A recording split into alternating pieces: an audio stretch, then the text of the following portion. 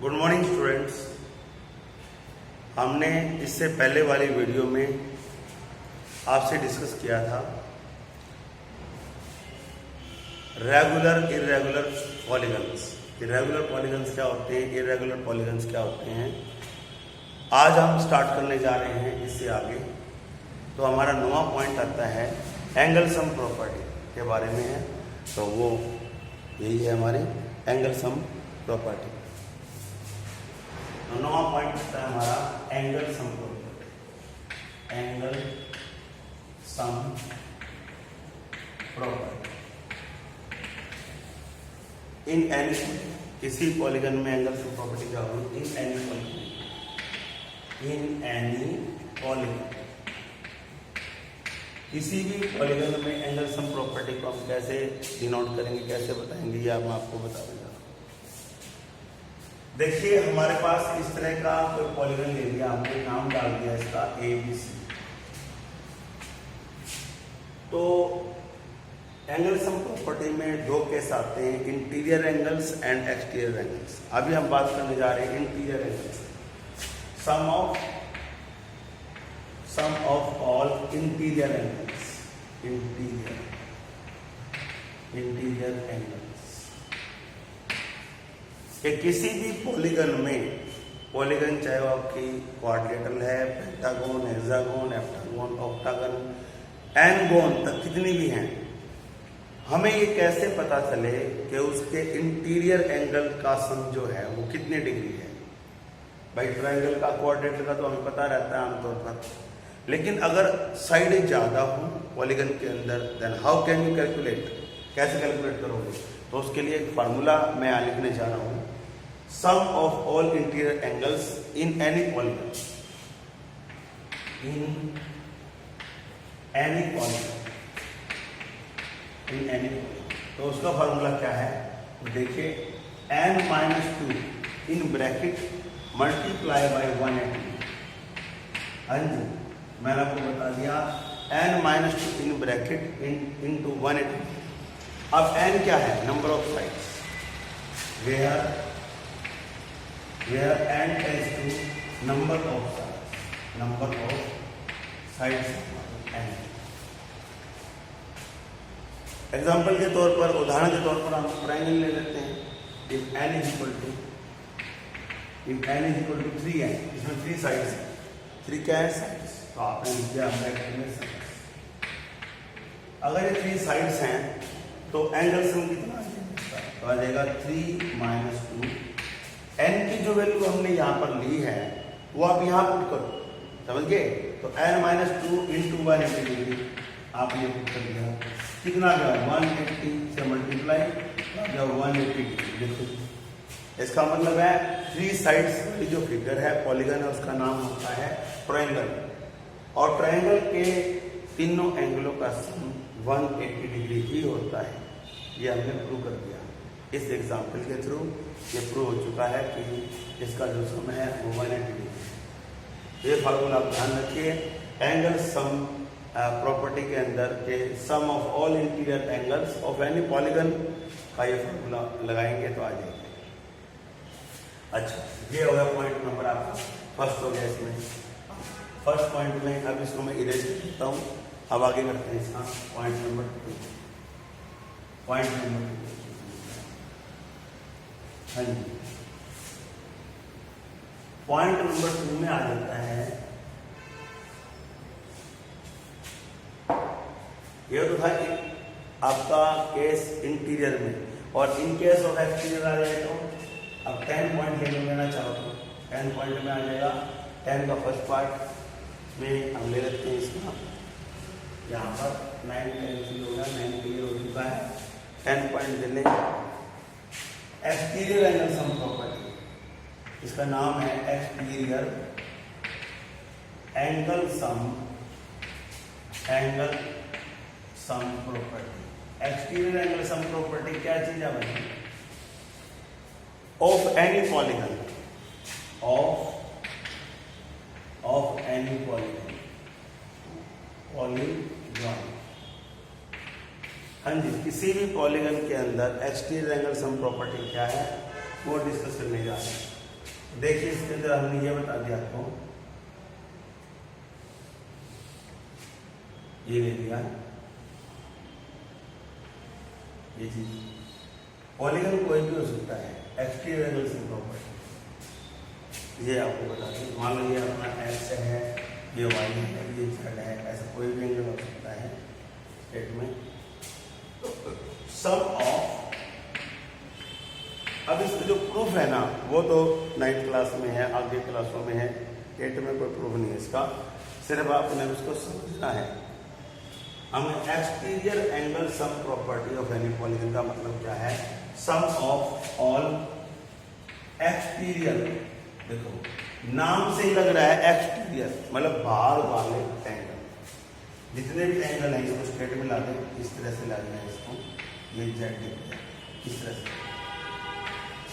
बाहर वाले जितने भी एंगल हैं उन एंगलों के बारे में हम बात करने जा रहे हैं। Sum of all exterior angles of any polygon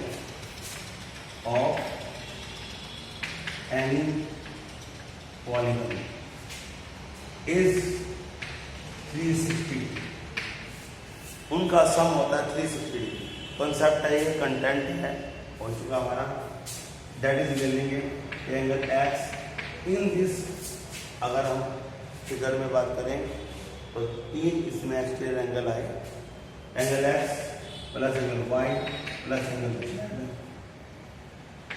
is equal to 360।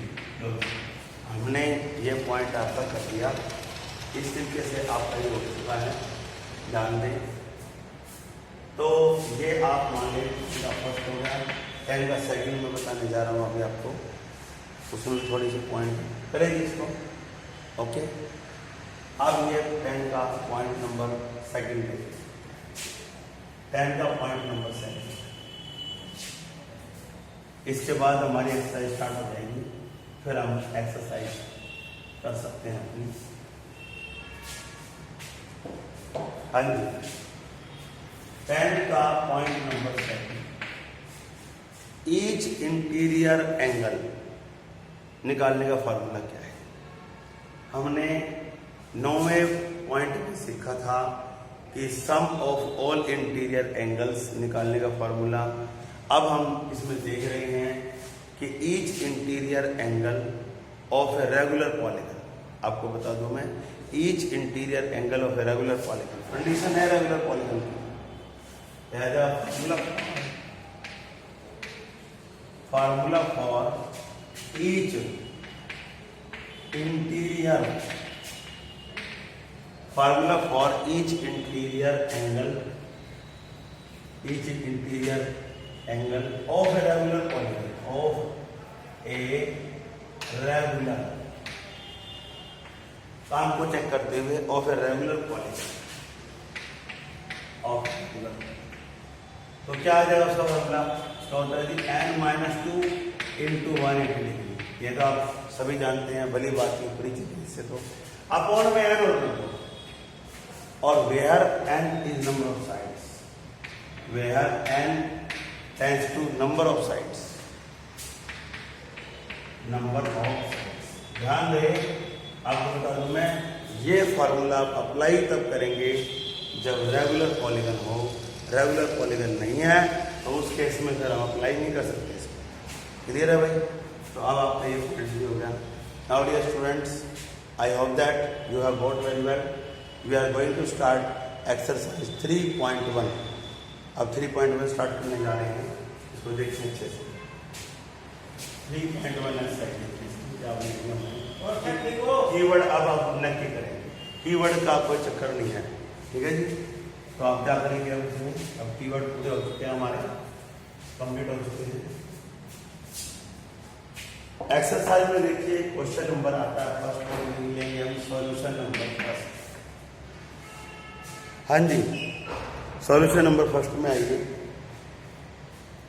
आप सबके पास बुक है, अपनी अपनी बुक निकाल लें, क्योंकि अब एक्सरसाइज निकालने का समय, सॉल्व करने का समय आ गया हमारा। तो उसको कैसे करेंगे, देखिए एक्सरसाइज 3.1 में पहला क्वेश्चन है, मैं रीड करने जा रहा हूं। Given here are some figures, यहाँ आप देख रहे हैं कुछ फिगर्स दिखाई दे रही हैं आपको, 4 ऊपर हैं 4 नीचे हैं, 8 फिगर है इसके अंदर। तो इसमें नीचे लाइन लिख रखी है, फिगर तो हमने ऑब्जर्व कर ली। अब इसमें क्या लिखा हुआ है, classify each of them on the basis of the following. कहता है क्लासीफाई करो, इनको छांटो, क्लासीफाई माने अलग अलग करो इनको, of them each of them on the basis of the following. जो फॉलोइंग जो पॉइंट्स हम आपसे डिस्कस करने जा रहे हैं उनको ध्यान में रखते हुए कौन कौन सा पार्ट किस किस में जाएगा ये हमें पता करना है। तो क्वेश्चन हमें समझ में आ गया, हमने क्लासीफाई करना है, सेपरेट करना है अलग अलग। पहला पॉइंट इसमें ए आता है सिंपल कर्व। देखिए इसमें ए पॉइंट आ जाता है सिंपल कर्व। हाँ जी, simple curve, CURV, simple curve. तो आप आपको बता दें, सिंपल कर्व के बारे में हमने डिस्कस कर लिया था कि curve which don't cross each other, जो क्रॉस नहीं क्या करते, ठीक है जी। Any drawing is drawn without lifting the pencil या पेन, बिना पेन उठाए जो है वो हम कोई भी ड्रॉ बना दें, कोई भी ड्राइंग बना दें, तो ये कर्व में ही आती है हमारी। लाइन सेगमेंट भी एक कर्व का एग्जाम्पल है। इस तरह से हमने बहुत सारी बातें डिस्कस कर ली थी। तो उन कीवर्ड्स के बेस पर ही हम इसको एनालिसिस करेंगे। तो देखिए सिंपल कर्व इसने पूछा है, तो सिंपल कर्व में देखें तो फर्स्ट भी है भाई, कोई क्रॉसिंग नहीं है, सेकंड भी है, फर्स्ट है सेकंड, थर्ड नहीं है, थर्ड में तो उठाएगी पेंसिल उठेगी, फोर कॉम्प्लेक्स में आ जाता है, फोर्थ नहीं है, और फिर फिफ्थ है, फिर 6 भी है, 6 में कोई पेंसिल उठानी पड़ी, और फिर 7 भी है, और 8 में डबल फिगर आ गई है ना, तो वो 8 नहीं है। तो कौन कौन सा आ गया इसके अंदर देखें, इसमें आ जाएगा 1 2 5 6 7, ये जो नंबर मैंने लिखे हैं। हाँ, जब आप फेयर नोटबुक में काम करो तो ये डायग्राम तो बना देना अच्छे से, और फिर इनके सामने लिख देना सिंपल कर्व कौन कौन से हैं, 1 फिगर 2 फिगर 5 6 7 फिगर्स हैं आपकी। उसी प्रकार से बी पॉइंट पे आ जाए। हाँ जी, अब बी पॉइंट क्या बताने जा रहा है आपको, देखिए इसके अंदर सिंपल क्लोज्ड कर्व क्या है। बी पॉइंट ने बता दिया simple closed curve, simple closed curve, CURV। ये क्या चीज है सिंपल क्लोज्ड कर्व? क्लोज माने बंद होना। भाई कर्व तो ये भी है, देखो ये कर्व है, ये कर्व है, ये कर्व है, ये कर्व है, क्या कौन मना कर सकता है इनको? क्योंकि हमने किसी में पेंसिल उठानी नहीं पड़ी, एक बार जो ड्रॉ कर दिया वो कर्व बन गया, कोई क्रॉसिंग भी नहीं है। बात सुन में आ रही है? तो सिंपल क्लोज कर्व बोला है आपकी बात, तो बंद होने चाहिए। तो कौन कौन से बंद हैं इसके बारे में हम देख लेते हैं जी। अभी इस पॉइंट को हम नेक्स्ट वीडियो में आपसे डिस्कस करेंगे। फिलहाल आज के लिए इतना ही। Dear students, I hope that you have got the previous all points. Thanks and have a wonderful day. Okay.